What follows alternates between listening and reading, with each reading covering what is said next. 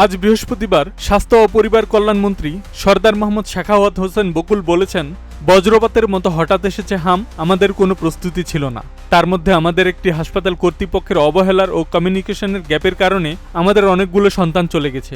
আমি অনেক মর্মাহত। তিনি বলেন, এর আগে একটা ঘটনায় একমাত্র ক্যাজুয়ালিটিস হয়েছিল সংক্রামক ব্যাধি হাসপাতাল মহাখালীতে। আমরা রাত 1টায় সেখানে গিয়েছিলাম। আমরা সমাধান করতে পেরেছিলাম। সেখানে বিশ্ব স্বাস্থ্য সংস্থার যে আইসিইউ ছিল সেটা 18 ঘন্টার মধ্যে তড়িৎ গতিতে ডাক্তার নার্সদের নিয়ে চালু করেছি, যে কারণে সেখানে আর কোনো ক্যাজুয়ালিটিস হয়নি।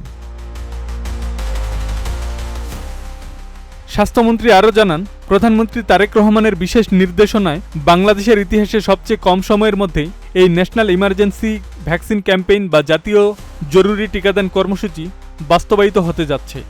আগামী রোববার থেকে মাঠ পর্যায়ে সরাসরি টিকা দেওয়ার কাজ শুরু হবে। ইতিহাসে এর আগে এত অল্প সময়ের প্রস্তুতিতে এমন বড় কোনো টিকাদান অভিযান পরিচালিত হয়নি বলে তিনি দাবি করেন। কর্মসূচির সফল বাস্তবায়নে আগামী শুক্র ও শনিবারের মধ্যে দেশের প্রতিটি উপজেলায় প্রয়োজনীয় টিকা ও আনুষাঙ্গিক সরঞ্জাম পৌঁছে দেওয়ার সব প্রস্তুতি ইতিমধ্যে সম্পন্ন করেছে স্বাস্থ্য মন্ত্রণালয়। টিকা সংগ্রহ ও সরবরাহের বিষয়ে মন্ত্রী আশ্বস্ত করে বলেন, আন্তর্জাতিক সংস্থা ইউনিসেফ থেকে টিকা ক্রয়ের প্রক্রিয়া এখন শেষ পর্যায়ে রয়েছে এবং বর্তমানে টিকার যে ঘাটতি রয়েছে তা দ্রুত পূরণ করা হচ্ছে। জরুরি এই পরিস্থিতিতে সরকারি সকল বিভাগকে সমন্বিতভাবে কাজ করার নির্দেশ দেওয়া হয়েছে।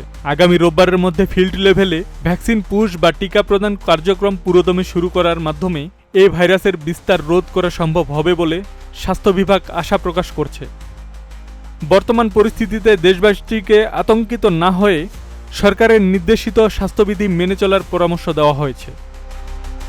আব্দুস সালাম, প্রজন্ম 24।